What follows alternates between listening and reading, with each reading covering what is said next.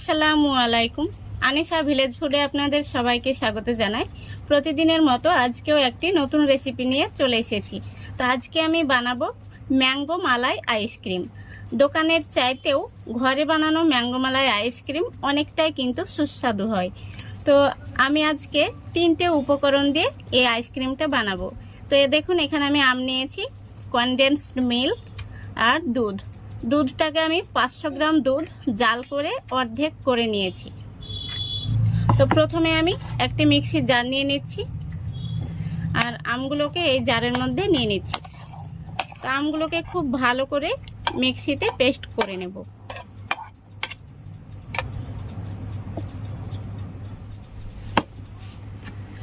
তো দেখুন, আমগুলোকে খুব ভালো করে পেস্ট করে নিয়েছি। এবার আমি এর মধ্যে দিয়ে দেব 1 প্যাকেট আমুল স্প্রে।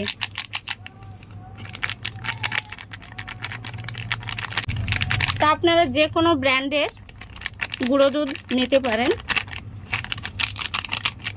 তারপরে দিয়ে দিচ্ছি, এখানে আমি 1.25 কাপ নিয়েছি কনডেন্সড মিল্ক, আর সঙ্গে আমি কিছুটা দুধ এর সঙ্গে দিয়ে দিচ্ছি।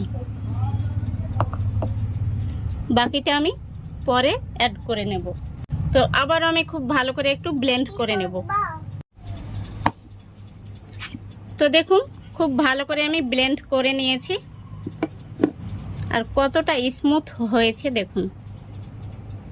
যেহেতু এটা এখনো ঘনত্ব রয়েছে আর আমি এখানে বাকি দুধটা রেখেছি, তো এবার আমি একটি মিক্সিং বোল নিয়ে নিচ্ছি। এর মধ্যে দিয়ে দিচ্ছি এই মিশ্রণটি।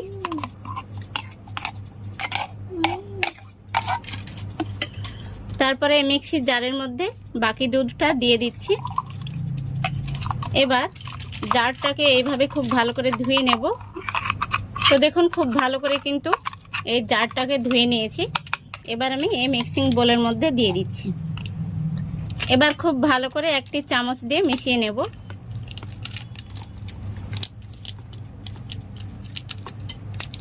এবার এর মধ্যে দিয়ে দিচ্ছি 1 ফোঁটা ভ্যানিলা এসেন্স। এর মধ্যে আপনারা চাইলে এলাচ গুঁড়ো দিতে পারেন। আবারও খুব ভালো করে মিশিয়ে নেব। খুব ভালো করে মিশিয়ে নিয়েছি আর দেখুন একদম ক্রিমের মতো তৈরি হয়েছে। এবার আমি একটি প্লাস্টিক দিয়ে এইভাবে ঢেকে দিচ্ছি।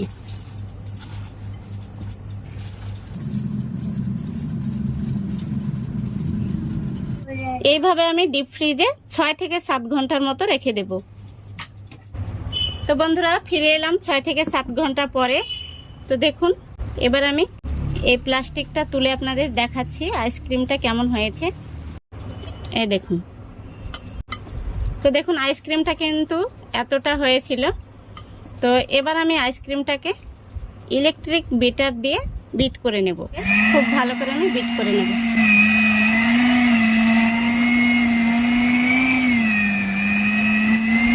এইভাবে আমি 2 মিনিট বিট করে নেব।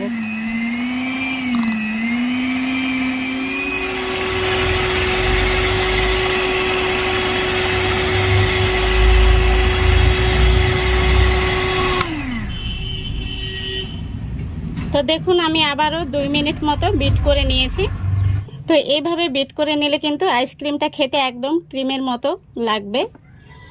এবার আমি একটি স্প্যাচুলা দিয়ে বাটির এই সাইডে যেটা লেগে রয়েছে সেটাকে নামিয়ে সমান করে নেব।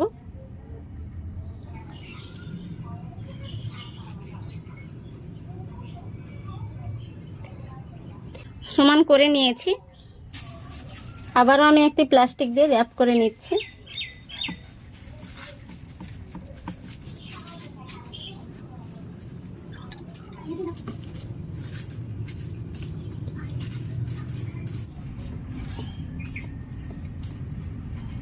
তো দেখুন, খুব ভালো করে কিন্তু আমি র্যাপ করে নিয়েছি। এবার এইভাবে আমি ডিপ ফ্রিজে 10 থেকে 12 ঘন্টা রেখে দেব।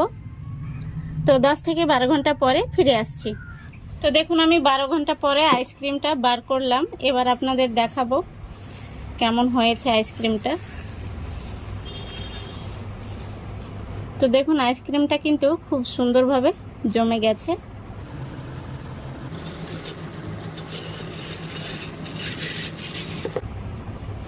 এই দেখুন।